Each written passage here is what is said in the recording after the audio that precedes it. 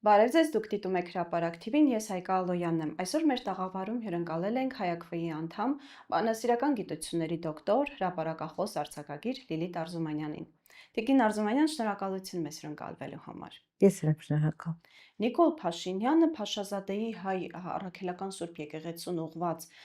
հայտարարություններից հետո ուղիղ 7 օր հետո մեկնարկեց հայ եկեղեցու դեմ արշավը, հարձակումը։ Նրան միացան իր տիկինը,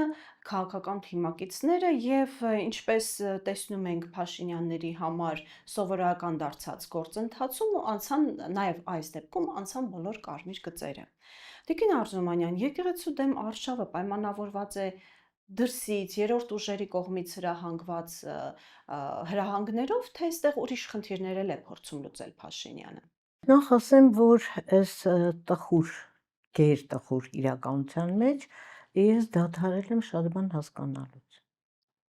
Գիտեք, որովհետև աշխարհը այնուամենայնիվ, ինչքան էլ տխուր իրականության մեջ դու ապրես, դու դատում ես քո տեսանկյունից։ Եվ շատ հաճախ այդ աբսուրդը, որի մեջ այսօր ենք, չի տեղավորվում։ Հիմա ես այդ վիճակում եմ։ Այսինքն ես շատ բան չեմ հասկանում։ Հիմա իհարկե կարմիր գծերը հատելու նման էր, բայց առաջի անգամ չի, հաստատ վերջի անգամ չի լինի, եւ այդ պատճառը, որը այդ կուսակրանության պատճառը իմ խորին համոզմամբ դա պեղված գտնված այն ինչ որ մասայի համար նախատեսված թեմա էր։ Իրականում այդ չի։ Ես ուզում եմ հակադարձել մեր որոշ նաև մտավորականներին ցավոք սրտի եւ ընդհանրապես, որ սա մեր կաթողիկոսը մտնում է քաղաքականություն։ Իմ խորին համոզմամբ բացարձակապես չի մտնում քաղաքականություն, թե չէ վաղուց զանգերը կհնչեցվեր։ Սա ուղղակի Շվեյցարիա այցի արդյունքն էր։ Արցախի հարցի բարձրաձայնումը։ Երևի խոստումներ կան, որ Արցախի հարցը այլևս փակված է, բայց հիմա եկեք նայենք ուրիշ տեսանկյունից, մեր կաթողիկոսի, մեր վեհափառի տեսանկյունից։ Մենք Արցախում թողել ենք ահռելի մշակութային ժառանգություն, ճիշտ է։ Մենք թողել ենք Ամարասը, Գանձասարը, Դադիվանքը եւ մեր կաթողիկոսը պարտավոր էր հնչեցնել այդ ահազանգը, որովհետև դրանք հիմա թշնամու տարածքում են եւ կարող է ենթարկվեն վանդալիզմի։ Սա է խնդիրը։ Այսինքն կաթողիկոսը իր իրավասության սահմաններում է եւ պարտավոր էր պաշտպանել մեր մշակութային ժառանգությունը։ Սա այստեղ քաղաքականություն չկա։ Ինչ վերաբերում է կուսակրոնությանը, ես իհարկե այսպես մեր Գրիգոր Լուսավորիչն էլ է զավակ ունեցել նախ, դա ոչ մեղքերի մեջ կա, ոչ պատվիրանների մեջ կա, դա մեր եկեղեցու Որդեգրած, այո, եւ եթե ես չեմ սխալվում, որպիսի եկեղեցու ժառանգությունը ունեցվածքը չգնա ժառանգներին, այսինքն դա այդ որոշումը ի վնաս ոչ մի բանի չէր, ընդհակառակը։ Մի խոսքով դա հնարովի պատճառ էր, լուրջ չի, եւ իսկ նպատակը ո՞րն է։ Չգիտեմ, ես դրա համար սկսեցի, որ ես չեմ հասկանում։ Բայց դրական նպատակ է հետապնդում։ Իհարկե ոչ, բայց ես ամբողջության մեջ ես դադարել եմ հասկանալուց, որովհետև շատ բան կա, որ ուղղակի չես պատկերացնում հայ մարդ մեր եկեղեցին, որ մեր հենասյուներից է, եւ դուրս է գալիս դրա դեմ, կներեք չեմ հասկանում։ Այդ իմ խելքի բանը չի, որ հասկանամ դա։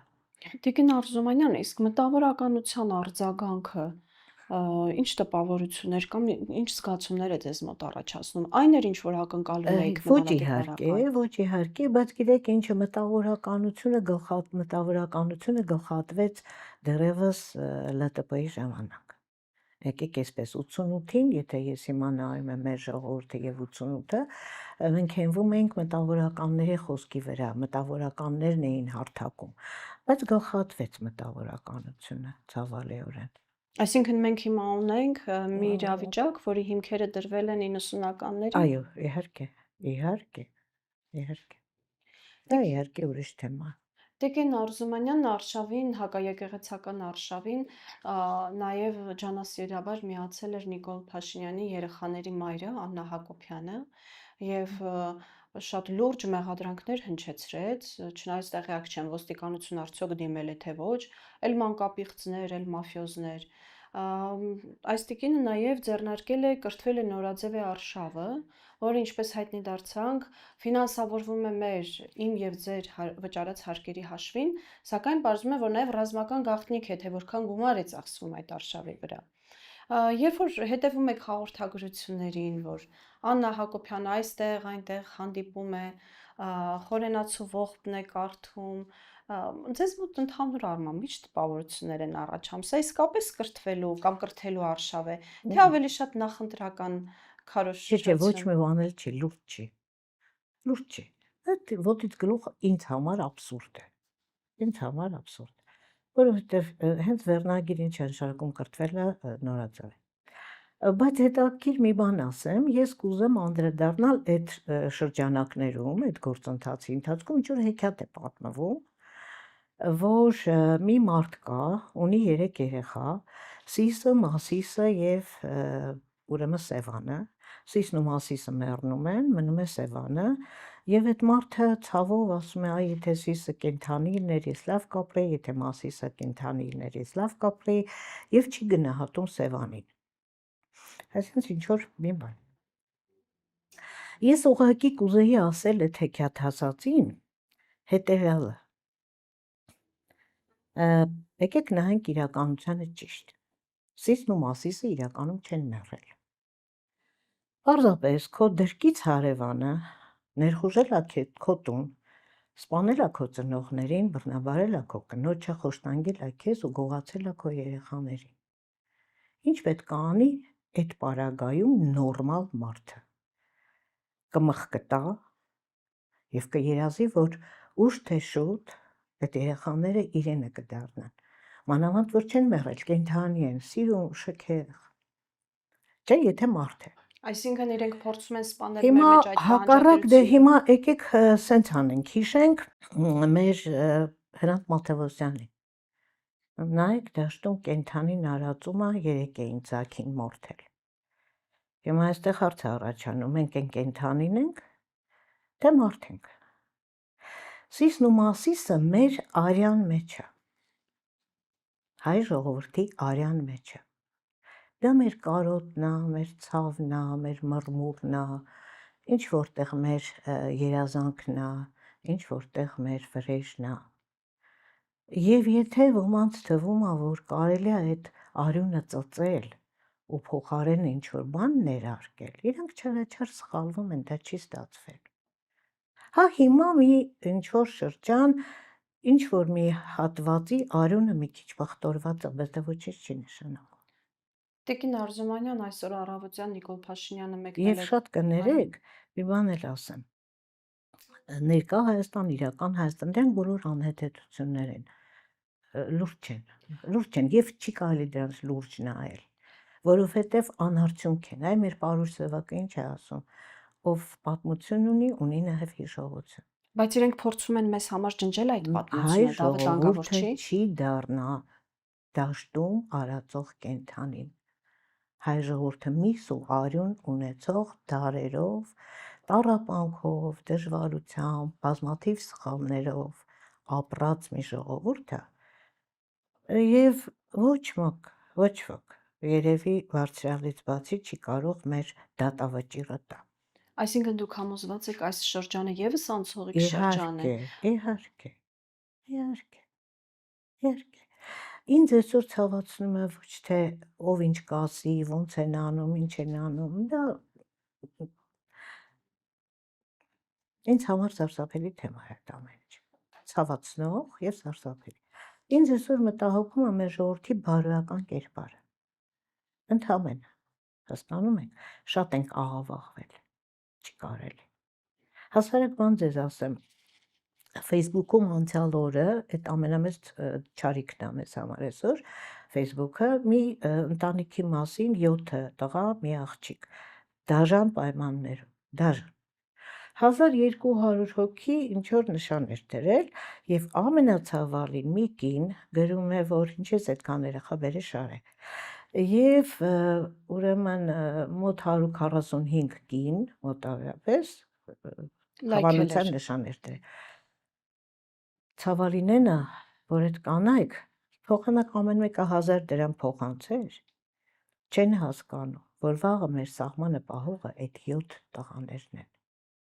Դե Նիկոլ Փաշինյանն է ասում, չէ՞, աղքատությունը ձեր գլխում է։ Այդ 7 տղաներն են մեր սահմանը պահողները։ Ես ուզում եմ իմ ժողովրդի աչքերը բացվի, հասկանա շուրջը ինչ է կատարվում։ Եվ հավատա, որ իհարկե ապրելու ենք։ Եվ պարզապես ավարտեմ, հայ, եթե կարելի է Թումանյանի բառերով, եթե մենք այն ժամանակ Թումանյան կարդում էինք ուսանող ժամանակ եւ կարծում էինք, մեկը ես սխալմամբ կարծում էի, որ ցավալիորեն, որ այդ ինչ որ գրվում են, անցած են, մնացել են անցյալում, ցավալիորեն պարզվում են ոչ։ Թումանյանի նամակները նաեւ մեզ համար են։ Եվ ինչ է ասում, մենք ներսից պետք է մաքրվենք։ Այսօր դրա ժամանակն է, մենք ներսից պետք է մաքրվենք, մնացածը անցողիկ ենք, անցնի, ապրելու ենք։ Դրա գործընթացը սկսվել է մաքրման, թե մենք պետք է նոր մեկնարկենք։ Դեռ ոչ։